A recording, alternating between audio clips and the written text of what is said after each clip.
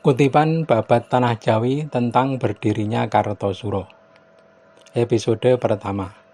Kartosuro dipilih sebagai pusat kerajaan yang baru. Alkisah, Sang Raja Amangkurat dengan bantuan pasukan Kumpeni telah berhasil menaklukkan pasukan Trunojoyo. Markas pasukan Trunojoyo di Kediri telah dikuasai. Trunojoyo lari bersama sisa-sisa pengikutnya. Namun kesatria dari Madura itu berhasil ditangkap dan dieksekusi di Payak. Kini musuh negeri Mataram telah sirna.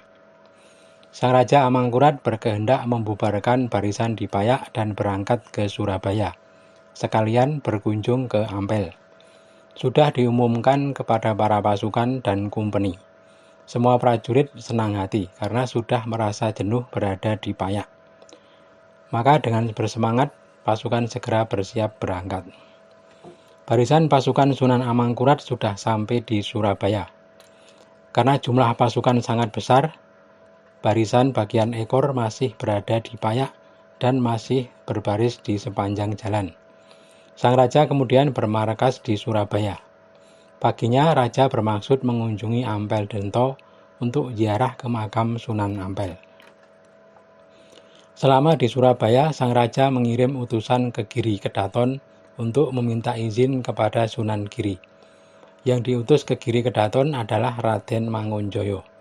Sang utusan sudah sampai di Giri dan bertemu dengan sang guru. Raden Mangunjoyo berkata, "Saya diutus Susuhunan yang berkuasa untuk meminta izin kepada Kanjeng Panembahan.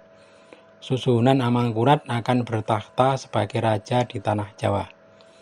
Mohon Kanjeng Panembahan memberi izin agar Susuhunan lestari dalam memerintah Pulau Jawa." Panembahan Giri berkata, "Baiklah, aku izinkan Mangunjoyo.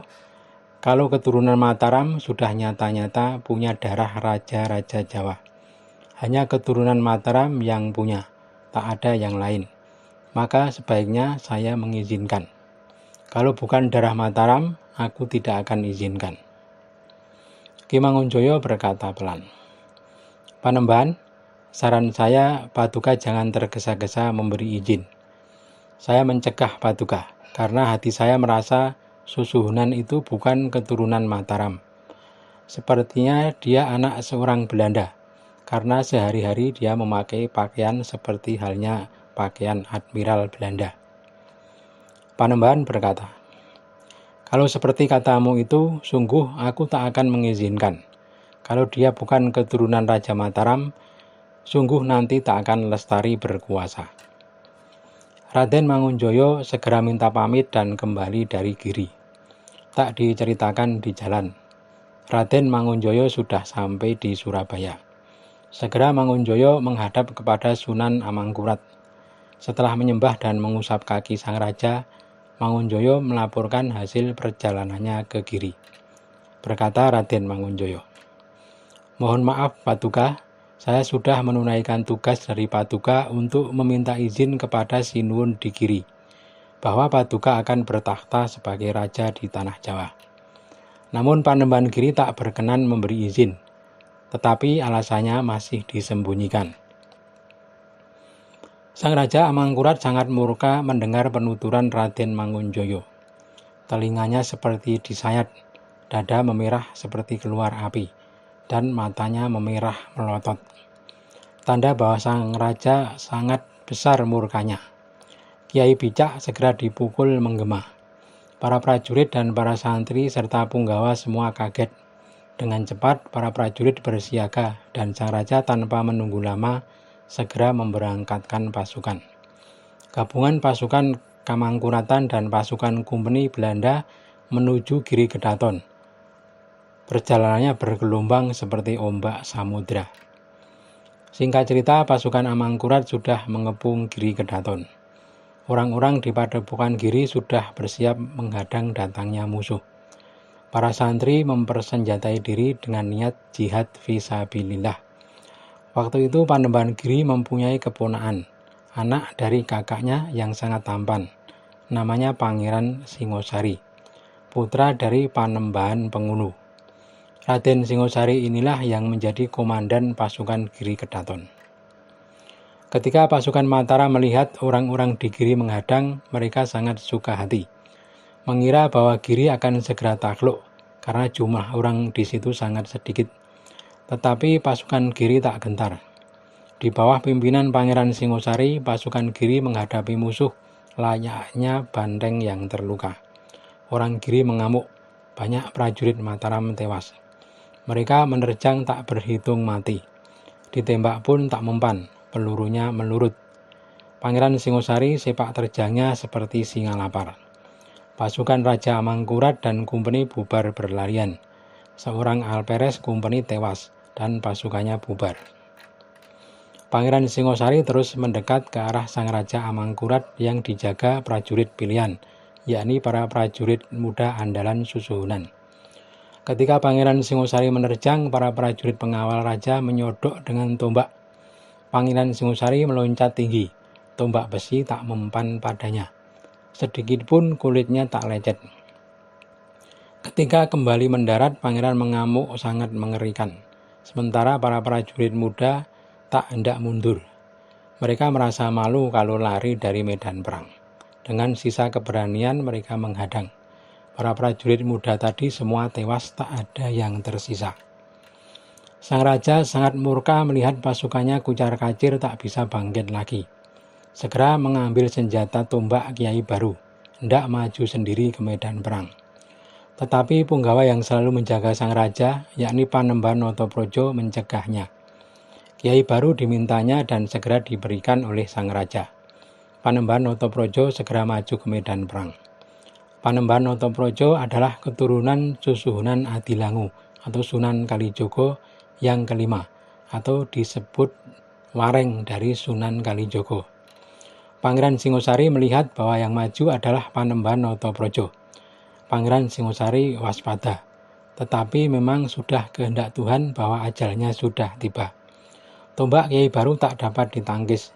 Dada Pangeran Singosari tembus sampai ke belikat. Pangeran Singosari jatuh dan tak lama kemudian gugur dengan masih kuat memegang kerisnya. Giri Kedaton pun dijarah pasukan Mataram. Panembahan sudah diikat dengan kain cinde dan dihadapkan kepada sang raja. Sang raja memerintahkan Panembahan Giri dibunuh. Sudah dilaksanakan dengan cara dicekik dengan tambang. Kanjeng Sunan Amangkurat kembali ke Surabaya. Peristiwa jatuhnya Giri ditandai dengan sengkalan tahun Lir Ilang Rasaning Jamni yang melambangkan tahun Jawa 1603 atau bertepatan dengan tahun 1680 Masehi. Susunan Amangkurat untuk sementara berkeraton di Surabaya. Para punggawa diberi kedudukan sesuai jasanya. Raden Mangunjoyo diangkat sebagai bupati dengan nama Yudonagoro. Onggojoyo diangkat bupati di negeri Pasuruan. Ki Onggowongso diangkat sebagai bupati Surabaya dan diberi nama Tumenggung Onggowongso. Ada lagi yang diberi kedudukan namanya Ki Seconegoro, ditempatkan di Jepara. Sebagian tanah Surabaya diambil seluas 3.000 dan diberikan kepada Pangeran Lamongan. Setelah selesai menempatkan para punggawa, sang raja berkenan berangkat ke Semarang.